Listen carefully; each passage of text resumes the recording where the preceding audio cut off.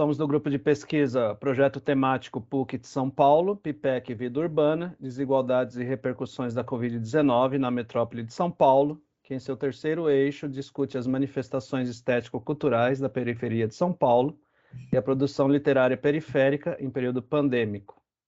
Eu sou Damásio Marques, do Programa de Literatura e Crítica Literária da PUC de São Paulo. Estou aqui também com o Newton Fernandes, da Comunicação e Semiótica, e a professora Maria Aparecida Junqueira. A nossa convidada para a conversa de hoje é a produtora cultural Suzy Soares. Ela é a principal responsável pela produção e organização do Sarau do Binho, iniciativa que reúne poetas e está há muitos anos atuando na zona sul da capital de São Paulo, sendo um dos mais antigos em atividade, junto com a Cooperifa. O Sarau já lançou várias antologias, reunindo os artistas que se apresentam no evento, e além do Sarau do Binho, ela também está à frente da Lelises, Feira Literária da Zona Sul. Saudações, Suzy, seja bem-vinda. Obrigado por aceitar nosso convite para participar desse projeto. E para começar, queria que você contasse um pouco da história do Sarau do Binho. Bom, agradeço aí pelo convite. É uma história longa de muitos anos aí de trabalho aqui na Zona Sul, de vida aqui na Zona Sul. Eu nasci aqui no bairro do Campo Limpo, praticamente. Vim para cá com 4 anos de idade. Desde então, toda a minha formação como pessoa, como agente cultural, como professora, como artista, aqui na Zona Sul de São Paulo, né? Eu e o Binho nos conhecemos desde 83.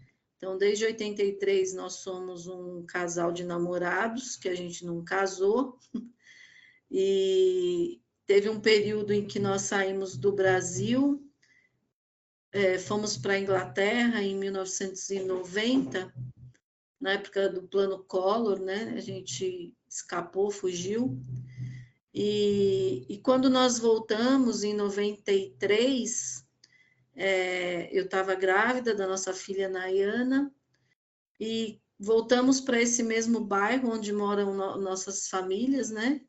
E a gente tinha um pouco de dinheiro e não sabia o que ia fazer da vida aqui. E aí tinha uma porta alugando um imóvel em frente à escola onde nós havíamos estudado, né? Tínhamos feito ali o ensino fundamental. E o Binho fez ensino médio ali também. E aí veio a ideia de abrir um bar nesse local. Isso foi em 93, 10 anos, né, depois que a gente tinha se conhecido, então.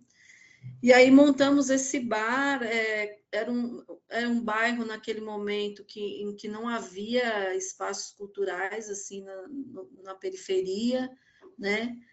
Nós tínhamos biblioteca, tínhamos uma biblioteca no bairro, mas não tínhamos espaços de cultura, né? Casas de cultura, locais que tivessem eventos culturais, né? Então, montamos esse bar, mas a gente não se contentou em ter somente um bar, a gente queria fazer alguma coisa diferente, né? Então, começamos a criar ali naquele bar um agito cultural, né, no bairro. Então, a gente começou a levar bandas para tocar, então tinham bandas de reggae, bandas de forró universitário, né? Até aquele momento, nós não conhecíamos outros escritores ou poetas na periferia de São Paulo, né?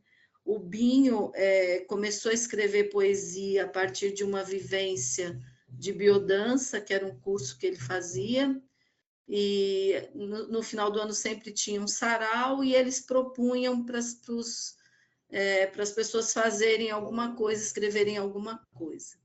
Então, o Binho fez, a partir dali começou a escrever poesia, mas não conhecia nenhum outro poeta. Então, a gente começou no bar, em dias que a gente criava eventos assim para poder movimentar, né? A coisa do rendimento mesmo do bar. Quando caía um pouco o movimento, a gente inventava alguma coisa. E aí a gente fez um jantar à luz de velas, né? A gente começou a fazer esse jantar esporadicamente, uma vez por mês, por exemplo. E aí, nesse momento desse jantar à luz de velas, nós tínhamos um aparelho de toca-disco, né, de vinil, e aí tinha que tocar, né? O vinil você tem que virar, né, o disco, ficar ali escolhendo um outro, né? E nesse meio tempo, alguém pedia, ah, será que dá para falar uma poesia? Né? Ali começou essa coisa da poesia. Então, foi uma coisa que veio chegando, né? A gente não tinha uma intenção de ser um sarau, a gente nem sabia o que era um sarau. E aí a gente começou a fazer esse movimento, né? O Binho começa em 94, ele começou a tirar as placas dos políticos dos postes e devolver com poesia para os postes, né? Que ele chamou de postesia. Então, naquela época, os políticos colocavam as placas de madeira grande, assim, né? Aí ele tirava, passava uma tinta, aí no final da noite pegava os últimos bêbados do bar e saía para a cidade pendurando aquelas placas com poesia. Eram só poesias dele, por ele não conhecer outros poetas naquela época, né? E isso foi começando a atrair pessoas, né? As pessoas viam a placa Binho, quem é esse Binho, né? Ninguém conhecia, né? E aí a gente começou a ter contato com outras pessoas através desse movimento da postesia e também desse sarau esporádico, né? Da Noite da Vela, que a gente chamava, que a gente fazia lá no bar. Nessa época ainda não existia o samba da vela, é anterior ao samba da vela. E aí depois a gente conhece alguns poetas, vem o poeta Marco Pezão, que foi um dos criadores da Cooperifa. Ele viu essas placas do Binho nos postes, ele fez uma matéria para um jornal aqui de Tabuão, e ele morava muito perto do bar, né? Então, através disso, outras pessoas ficaram sabendo e foram chegando, né? Então, naqueles dias, a gente recebeu muitos poetas que estão ainda hoje na ativa, né? O poeta Sérgio Vaz também participou nesse primeiro momento, e alguns músicos. Então, aí a gente vai começar realmente com o Sarau do Binho em 2004, que a gente abre um segundo bar, né? O nosso bar havia fechado primeiro por questões políticas e tudo. A gente abre um segundo bar e ali a gente começa a fazer toda segunda-feira o sarau mesmo, o Sarau do Binho, né? Ele tem esse nome porque, não que o Binho seja uma pessoa egocêntrica, falar é o meu sarau, né? É porque o nome do bar era Bar do Binho, né? Então acabou ficando Sarau do Binho também, né? Foi por isso que tinha esse nome. Então, assim, aí a gente começa com o sarau, realmente firme, assim, toda segunda-feira. A gente escolheu a segunda-feira porque era um dia mais tranquilo no bar, então a gente falou, bom, é um dia que a gente vai dedicar à poesia, né? No final das contas, acabou sendo o dia mais movimentado do nosso bar. Então, acontecia o sarau do lado de dentro, a gente não tinha microfone. Durante muito tempo, a gente trabalhou sem caixa de som, sem microfone, era no gogó mesmo, e com barulho da rua, de ônibus passando. Ao mesmo tempo, do lado de fora do bar, muita gente se encontrava e ali acontecia um outro movimento também tão importante quanto o sarau, quanto a poesia, que foi o encontro das pessoas, né? Porque o sarau ele é um catalisador, né? Ele foi o responsável pela união de várias linguagens artísticas da periferia que não tinham uma relação, não se conheciam. Então, tinham vários artistas de teatro, do rap, do samba, do grafite, mas essas pessoas não se conheciam. Então, elas começaram a se encontrar no sarau e a construir uma rede, construir trabalhos juntos, né? Começou a vir gente de outras regiões da cidade de São Paulo, porque eu, por exemplo, na minha infância no Campo Limpo, eu nunca tinha conhecido uma pessoa da Zona Leste ou da Zona Norte de São Paulo, né? Eu nunca tinha me deslocado para esses lugares. Com o sarau, essas pessoas começam a vir para o bar, para o sarau, começa a criar uma rede, uma teia, e a gente também começa a se deslocar da Zona Sul para esses outros bairros quando começam a surgir os demais saraus na cidade, né? Então, no começo, quando a gente tinha ali em torno de 6 saraus na cidade, que era Cooperifa, Sarau do Binho, Sarau da Brasa, Elo, Sarau da Demar, a gente circulava muito, né? E mesmo com a distância, as pessoas pegavam ônibus ou lotavam um carro e ia conhecer esse outro sarau. Então, essas relações foram construídas, elas são muito fortes até hoje, a gente ainda tem uma relação com essas pessoas, né?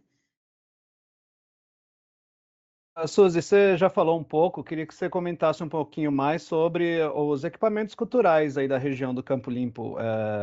O bairro conta com biblioteca, cinema, teatro, e nesse sentido, como que você vê a importância de iniciativas como o Sarau do Binho e outras semelhantes, né, para a região? Então, na minha infância não havia biblioteca, a gente tinha que atravessar a ponte para ir em biblioteca ou em Pinheiros ou Santo Amaro, né?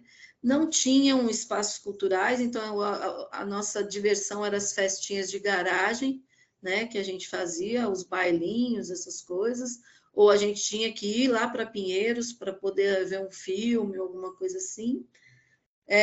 Hoje em dia melhorou muito, a gente tem casa de cultura aqui no bairro, né? A gente tem 2 bibliotecas no bairro do Campo Limpo, além das bibliotecas comunitárias também, que foram crescendo e surgindo aqui. Temos espaços de teatro. Hoje, para a gente participar de uma atividade cultural, assistir alguma coisa, a gente não precisa sair aqui do bairro. Se a gente quiser, todos os dias tem alguma atividade cultural aqui no bairro e de boa qualidade, que a gente possa ficar por aqui, né? Então, com essas atividades do sarau, a gente também foi ampliando isso, foi ampliando para as escolas, né?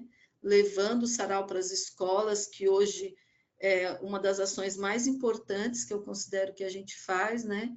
De formação de público, leitor, de formação de ativistas culturais nas escolas, os próprios estudantes se mobilizam para criar seus saraus nas escolas, junto com professores, a gente tem uma parceria muito boa com professores aqui. Não foi assim sempre, né? A gente já teve isso, posso considerar que de uns 8 anos, 9 anos para cá, isso se fortaleceu, porque até 10 anos atrás, muita gente não sabia o que era um sarau. A gente, para ir numa escola, tinha que ficar explicando. O Binho mesmo chegou a ser recusado para fazer sarau numa escola, dizendo que não atendia às necessidades da escola, né? E hoje a gente tem uma fila de espera até junho do ano que vem para atender. A gente não dá conta dessa demanda de escola, sabe? Hoje mesmo eu recebi um e-mail de um professor lá do bairro do Limão me pedindo para a gente ir com o Sarau do Binho, quer dizer, no outro extremo da cidade, né? Então, isso vai repercutindo, os professores vão falando um para o outro, e aí eu recebo muitas mensagens solicitando o sarau, e eu vejo que os demais saraus também estão circulando pelas escolas, né? Então, a gente foi criando também outros espaços alternativos de arte e cultura, para além dos espaços oficiais, né? Da prefeitura, as casas de cultura e as bibliotecas, né? E a gente também vai criando possibilidades de ocupar esses espaços com a nossa arte, com a nossa cultura, né? Então, fazer o sarau nas bibliotecas, a gente teve aí um projeto chamado Veio Ventania, Literatura Periférica nas Bibliotecas, que começou em 2012 e durou, se não me engano, uns 8 anos, né? É que essa coisa da prefeitura muda a gestão e aí muita coisa volta para trás, né? Então, mas foi um projeto muito interessante porque a gente pôde criar um vínculo muito forte com as escolas do entorno da biblioteca, porque era uma atividade que a gente fazia mensalmente, então criava-se um vínculo com a escola, né? Porque quando você faz esporadicamente, aí muda o professor, muda o coordenador, às vezes você não consegue mais fazer. Então, hoje a gente tem essas parcerias ainda firmes, assim, sabe? Tem uma escola aqui próxima de casa, que as escolas do município têm a AEL, não sei se vocês já ouviram falar, a AEL. Então, a AEL da Escola Ministro Sinésio Rocha, que é aqui perto, ela leva o nome do Binho, né? Pela importância que ele tem nesse território, por todo o trabalho que a gente já desenvolveu com essa escola. E aí é muito legal, porque os estudantes são crianças do 6º ano, 7º ano, e aí eles se reúnem uma vez por semana e eles ficam mandando mensagens para o Binho. Eles têm os livros do Binho, e aí eles ficam, Binho, como é que você fez essa poesia aqui? Por que você usou essa palavra? Eles mandam umas perguntinhas, é super divertido, assim, sabe? E o professor fala que eles ficam na maior ansiedade esperando a resposta. Parece aquelas coisas quando a gente mandava a carta e ficava esperando, porque o Binho é meio lento no processo da internet. Então, as crianças ficam muito ansiosas esperando a resposta, né? E a gente fez agora na Feira Literária da Zona Sul Feliz, nós tivemos uma mesa com o Binho e os estudantes da AEL Binho com o professor que coordena essa AEL. E foi muito bacana, sabe? Eles receberam cachê e tudo para participar dessa mesa. Foi de grande importância para eles, assim, um trabalho muito legal. Então, a gente começou com essa ocupação que a gente foi fazendo nesses espaços públicos, né, gerenciados pela prefeitura, a gente foi ampliando esse nosso trabalho também. Como funciona a Feira Literária da Zona Sul, né? E qual é a periodicidade dela? Bom, a feira a gente realizou a 8ª edição esse ano. Ela acontece normalmente no mês de setembro. Boa tarde. Tudo bem, Ana Cláudia? Está sem áudio. Vendo aqui. Como vai, Suzy? Muito prazer. Boa tarde, Damaso, Newton, Cida. É um prazer recebê-la e você nos atender. Muito agradecida. Então, a Feliz tem 8 anos, acontece normalmente na primavera, no mês de setembro. A feira começou em 2014, quando nós fomos contemplados com um edital do Rumos, do Itaú Cultural, para realizar ações nas escolas, e esse edital previa um dia de feira, né? Nós tínhamos, na época, R$20 mil para realizar uma feira. Só que aí a gente começou a fazer uma programação, e é tanta gente aqui só na Zona Sul, que a gente achava que tinha que contemplar nessa feira, que aí a gente ampliou para 20 dias. A gente foi buscar apoios financeiros por aqui, né? A gente teve um apoio do SESC, muito apoio dos artistas locais, né? Que quiseram participar, e foi uma feira muito bonita. Nós temos vídeos de todas essas feiras no canal da Feliz no YouTube, então dá para ver como é que funciona. A gente percorre, já teve mês da pandemia, teve um ano da pandemia que nós fizemos um mês de feira, foi uma loucura. Virtual, né? A gente fez virtual. Então, teve ano que a gente fez 2 semanas, aí a gente foi tentando enxugar um pouco, porque é uma coisa meio insana, né? Bem de coisa de louco, assim. Então, esse ano nós fizemos 6 dias de feira. Então, a gente percorre espaços culturais, escolas aqui da região, e encerramos na Praça do Campo Limpo, que é aqui o nosso quintal, aqui a nossa praça, né?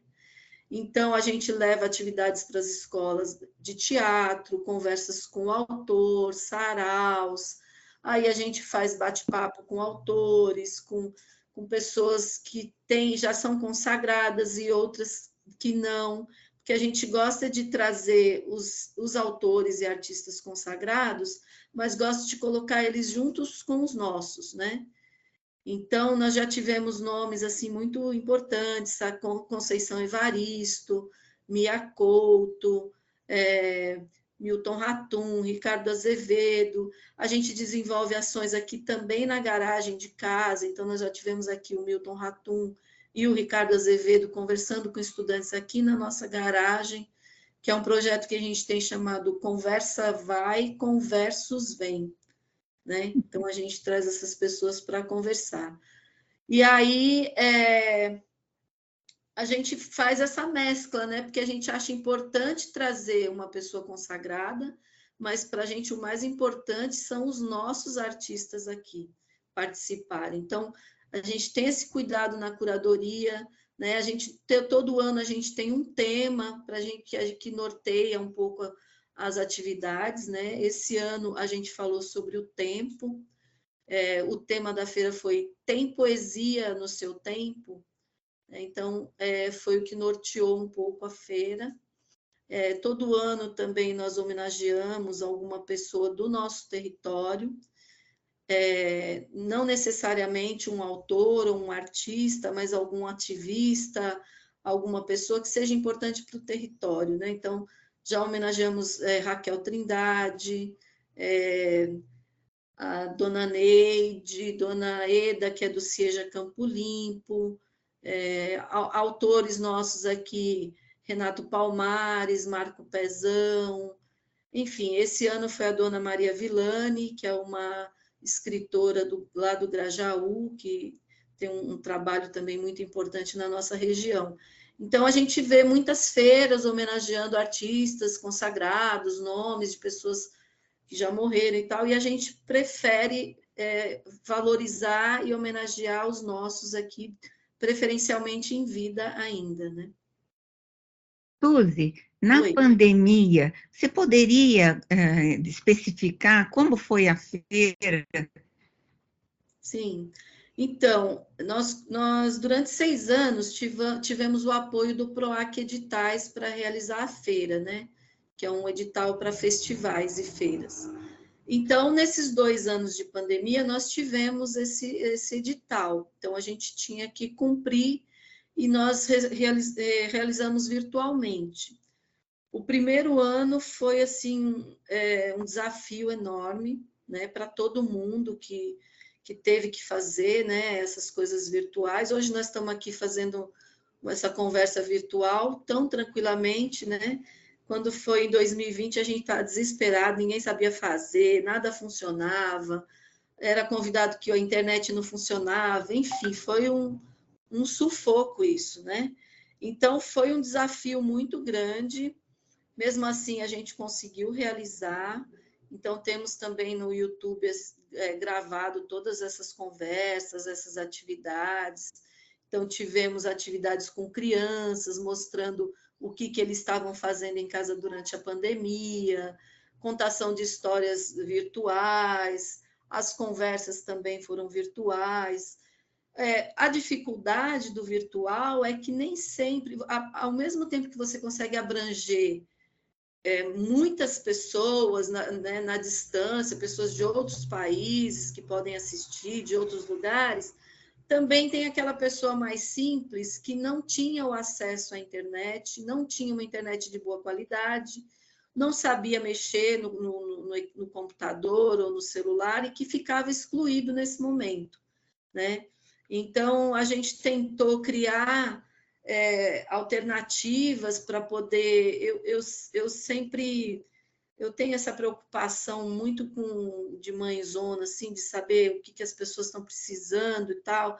Então, quando começou a pandemia, eu falei, ai, meu Deus, eu sei que o fulano está sem trabalho, né? Porque eu sei da vida de cada um como é, né? E aí eu falei, o que eu posso fazer para ajudar essas pessoas, né? Então, fui buscando alternativas, fui me enfiando em grupos, buscando doações de cestas básicas. A princípio, eu comecei a fazer isso para ajudar os artistas locais. Aí, um dia, eu doei uma cesta básica para um carroceiro na minha rua. A partir daí, a notícia se espalhou. Então, começou a vir um outro público que eu não conhecia, que aqui perto da minha casa tem algumas favelas. Então, essas pessoas começaram a vir aqui. E até hoje eu atendo uma parte dessas pessoas. Diminuiu bastante, né? Porque as pessoas bondosas também sumiram. né? As empresas bondosas, né? Que ficaram assim no começo da pandemia. Mas eu vou cavando, sabe? É incrível que quando tá zerando a cesta, eu falo, putz, agora acabou mesmo. Aí vem de algum lugar, fala, Suzy, eu tenho 20 cestas aqui. E parece que isso nunca termina, né? Então, claro que nem todas essas pessoas continuam vindo aqui, mas algumas ainda estão nessa situação e até pior, né? Porque no começo da pandemia, tinha gente que conseguia pegar a cesta básica em vários lugares, né? Várias instituições, ONGs e tal. Agora, não. Então, e não conseguiram também um trabalho. Então, a situação dessas pessoas está muito difícil agora. E aí eu fui também buscando outras alternativas. Uma coisa que eu fiz também foi uma campanha através da Fundação Tid Setúbal, que eles lançaram uma campanha, a gente arrecadava um valor e eles triplicavam esse valor, né, para ajudar. Então, eu criou o Sarau em tempos de corona. Naquela época a gente falava corona, né? Agora a gente fala Covid mais, né? Então, eram poetas que faziam vídeos, né? A gente teve, sei lá, uns 40 poetas fazendo vídeos para a gente publicar no YouTube e eles recebiam um valor por isso. Então, eu fui criando essas coisas, sabe? Aí, às vezes, eu falava, nossa, quem será que está precisando? Eu ia no Facebook, baixava lá minha lista de amigos e aí olhava o nome, putz, esse fulano está precisando, porque eu sei que ele trabalha vendendo artesanato na rua, ele não deve ter nada, né? Então, fui fazendo isso, né? Tentando ajudar. Acho que ajudei um pouco, pelo menos, né? Essa situação. E é isso, estou sempre buscando coisas, sabe? Eu tenho essa inquietação de querer arrumar trabalho para as pessoas. Às vezes a pessoa nem quer trabalhar, eu estou arrumando trabalho para ela, né? Mas é o jeito que eu faço. Então, estou sempre salvando um ou outro. Eu preciso pagar minha pensão, eu preciso pagar o aluguel. Já recebi algumas pessoas aqui na minha casa também que ficaram por períodos longos, assim, de 1 ano, artistas que estavam em situações difíceis. Então, essa é a minha casa, assim, é uma casa que na hora do almoço sempre tem gente chegando e tem um café, sempre foi assim, né?